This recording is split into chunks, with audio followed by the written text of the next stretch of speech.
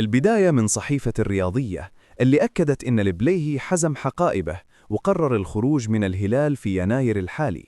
السبب واضح وصريح، سيموني إنزاغي حط اللاعب على الدكة والبليهي عينه على مونديال 2026 وما يبي يخسر مكانه في التشكيلة الأساسية للأخضر.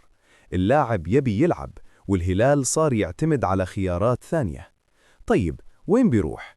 الحين فيه صراع ثلاثي، لكن الأقرب وبقوة هو نادي الشباب. المفاوضات وصلت لمراحل متقدمة جدا والشباب يبي قائد في خط الدفاع، لكن فيه همسات في الكواليس تقول إن النصر والاتحاد يراقبون الوضع بصمت. هل تتوقعون البليهي يغير القميص الأزرق للأصفر؟ تخيلوا بس السيناريو.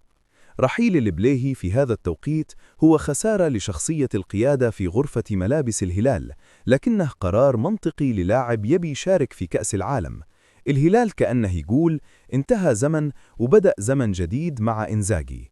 وانتو يا جمهور مباركو سبورت، وش رأيكم؟ هل تتوقعون الهلال بيندم على رحيل البليهي؟ ووين تشوفون الوجهة الأفضل له عشان يضمن مكانه في المونديال؟ اكتبوا لي توقعاتكم في التعليقات، ولا تنسون اللايك والاشتراك عشان يوصلكم كل جديد في عالم الانتقالات.